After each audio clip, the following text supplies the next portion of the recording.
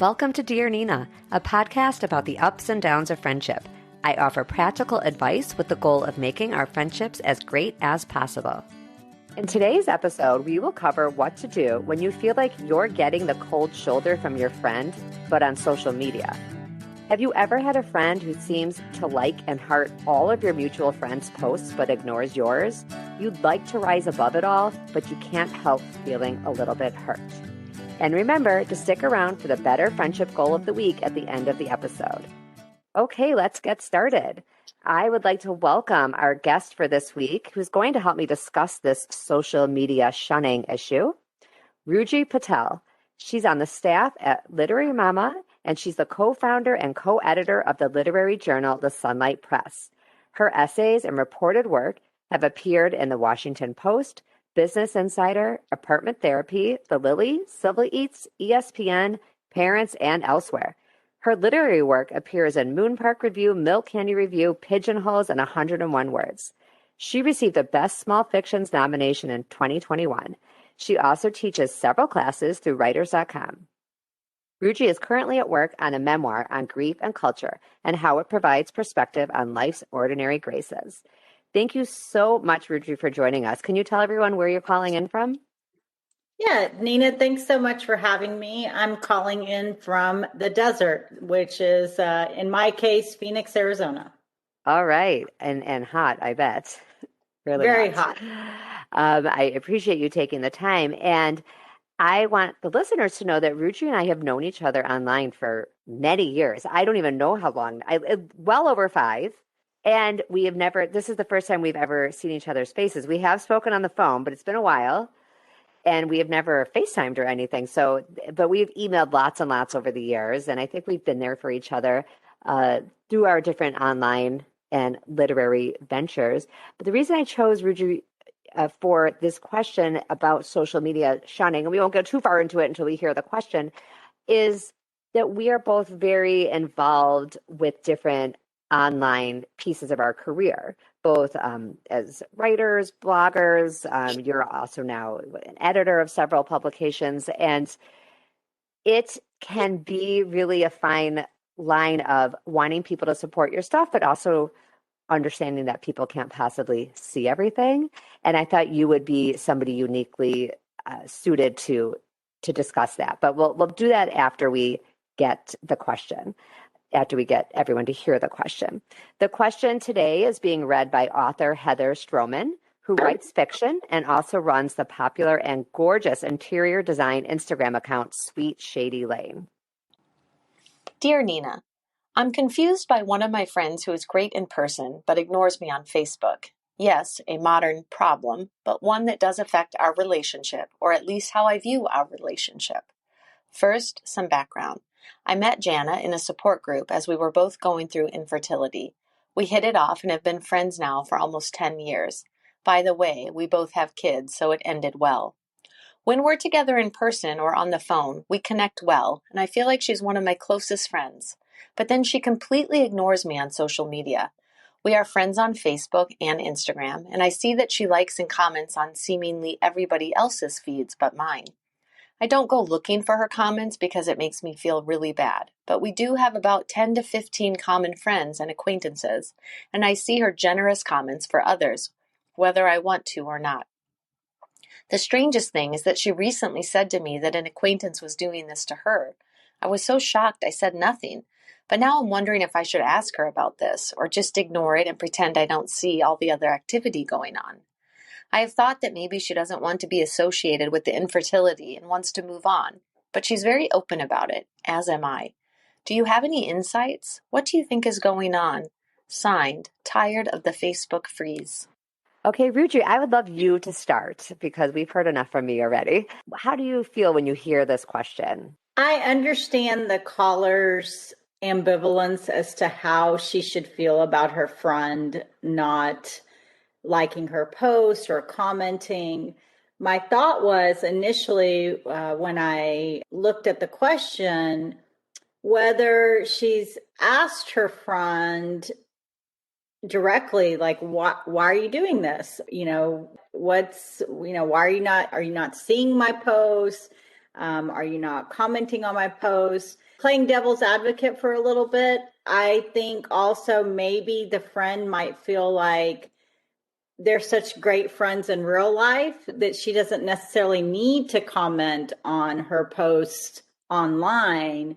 So maybe her friend is reaching out to other people that she doesn't keep in touch with one-on-one. And this is a way to expand her friendships online. And she doesn't necessarily need to do that with the person, with the caller, because they're already such great in-person friends. That's such a great perspective. And it speaks to something I try to really advocate a lot in my column, which is to give people the benefit of the doubt. That's a really positive way of looking at it. I really see it that way too. Most probably that exactly what you're saying, but I had not articulated it that way before to myself, which is, yeah, what if this person really is already a good friend? And how much proof do we need? How much proof do our friends have to provide to let us know in every facet, everywhere, that they're devoted? And I wonder if the caller is maybe asking for too much, possibly, that it's a lot to ask. I know when I was first blogging back in the day, actually, it's funny because I think I was blogging before social media was so big. So let's maybe more say as social media got to be bigger, and as I was started to write for other venues, and I know you were doing that too eventually. It's like we want those likes. We wish we didn't. It's sort of natural to want people to see your stuff. You don't want to feel invisible, but how much can you expect a friend to keep up with your stuff, both on social media and then actually reading it? Do you have any thoughts on that?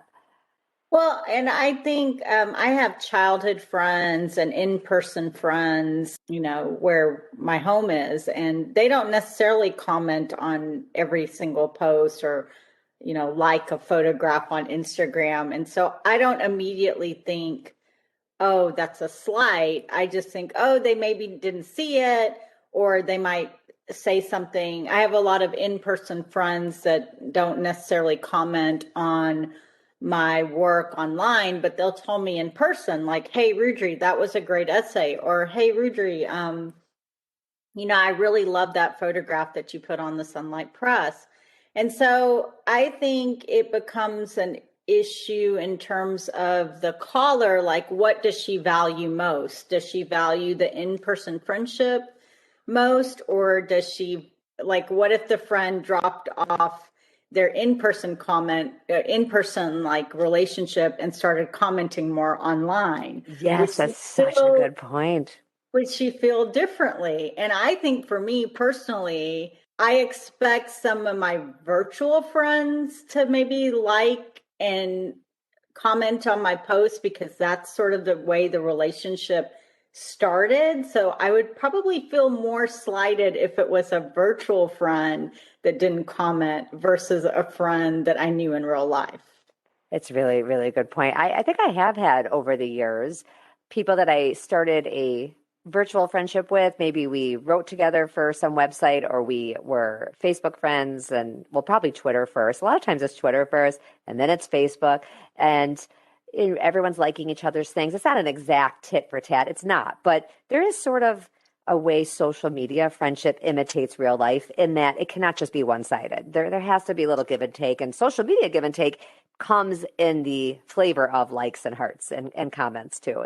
That's how it goes.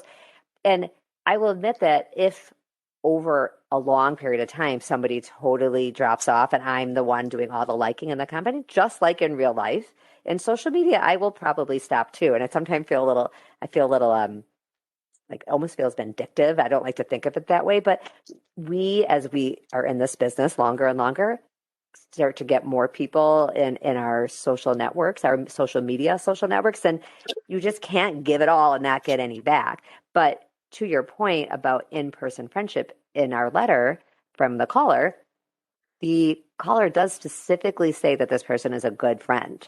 And I do think that has to count for something.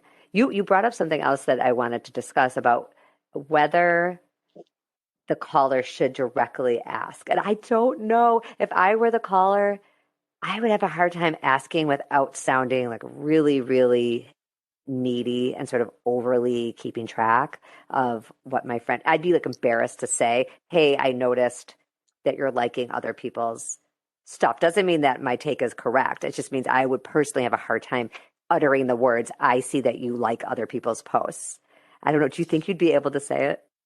Well, I think for the caller, this is a real, all of us have different things that trigger us in friendships that we feel like might be a slight.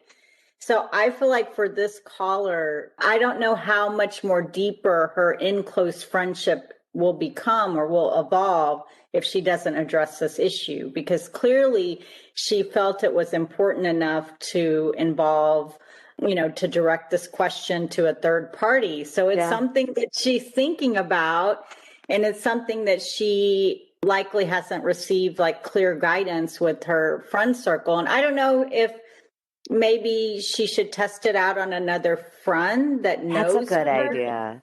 and knows maybe the mutual, or maybe knows the other friend as well, to see how it would land.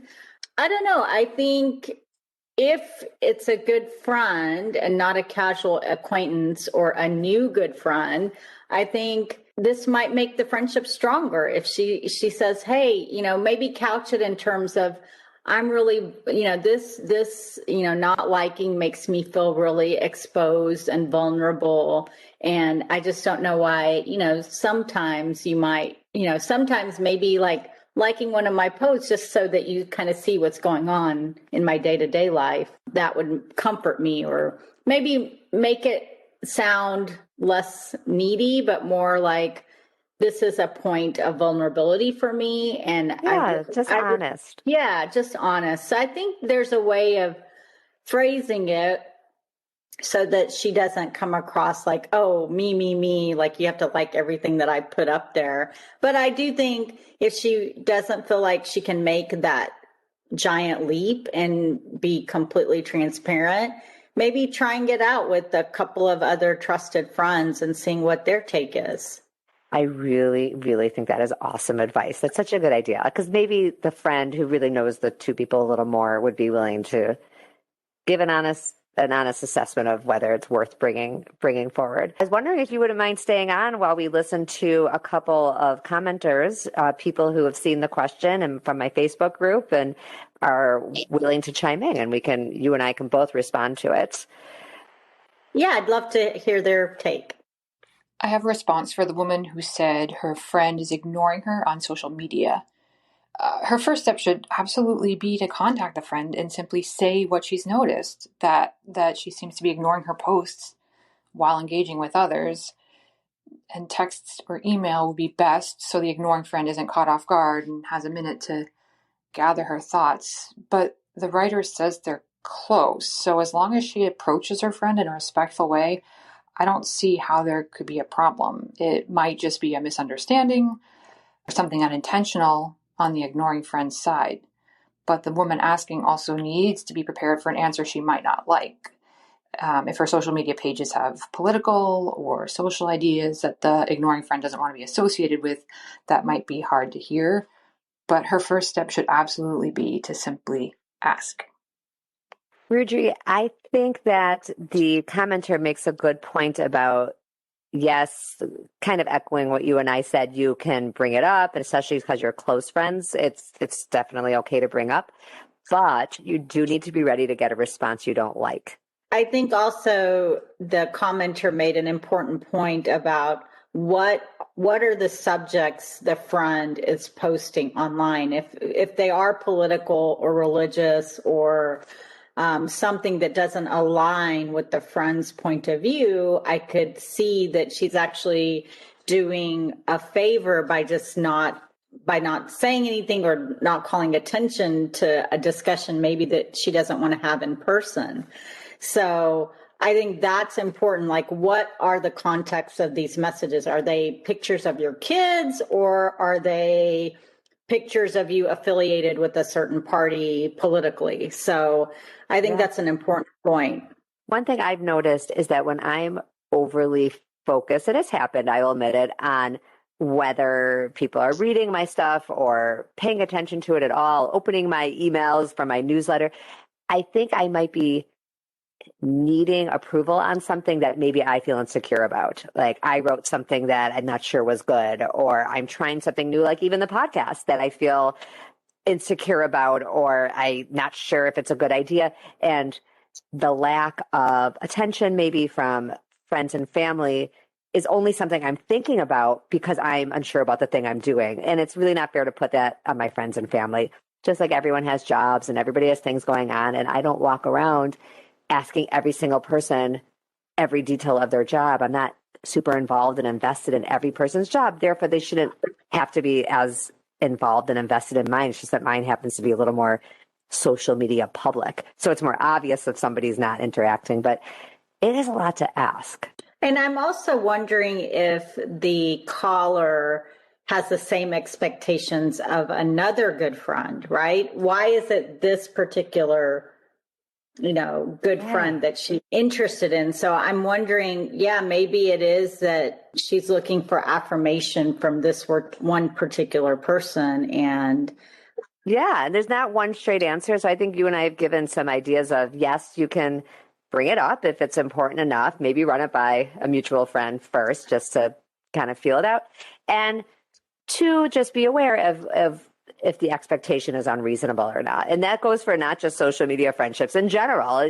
I'm not suggesting that we don't talk to friends about things we're upset about, but there is also a place for stepping back and saying, okay, maybe I'm being unreasonable. So before I completely discount all the other good stuff this friend brings to the table, I can also just accept this is not a person who's going to be a great social media participant in my social media, even if this person is good about commenting on other people's stuff. I love what you said at the beginning about that might be the only way the friend interacts with those other people and doesn't need to show that kind of friendship to the caller. Say not all friends can be all the things. I think that goes for good friends, virtual friends, seasoned, in the season kind of friends. So I think looking at expectations and giving people latitude is probably one of the most important lessons I've learned in long-term friendships and more newer friendships. Yeah, and it's almost always the answer to every question I get really comes down to that key thing. I like how you summarized it. Ruji, we are now going to go on to the segment that I call Better Friendship Goal of the Week.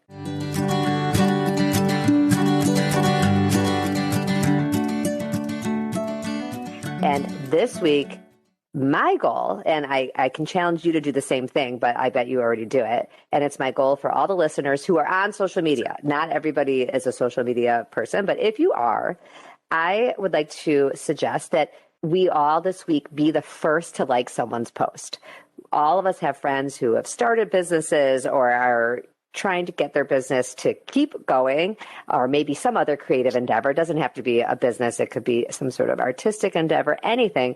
Maybe the friend has even just written something on Facebook, something vulnerable, like just a little status update that is sitting out there with no likes. Our goal this week is to be the first brave person to like or heart the post, because somebody has to be the first. And I know we're all adults and we shouldn't need that validation, but it is also nice I sort of see it as like giving a friend a high five or just acknowledging their presence. And everybody likes to be seen and acknowledged. So the goal of the week is to be that first person, the first hearter, the first liker. I'm up to the challenge, and I'm excited now to scour my feed to see if I can be the first one. Oh, I love that. Great. Thank you so much for being on the show today, Ruji. Will you remind everybody where to find you? You can find me at rujibotpatel.com, or you can find me at the Lit Journal at thesunlightpress.com. And I will link all of Ruji's information in the show notes for this episode. You can find all the show notes and a form to ask your own anonymous question on my website, ninavadzin.com. And from that site, you can find a link to join my Facebook group, Dear Nina, or to leave voicemails. If you have time to rate and review the podcast, or even better, tell a friend, I'd be so grateful to all of you. And thanks for listening. Remember, when our friendships are going well, we're happier all around.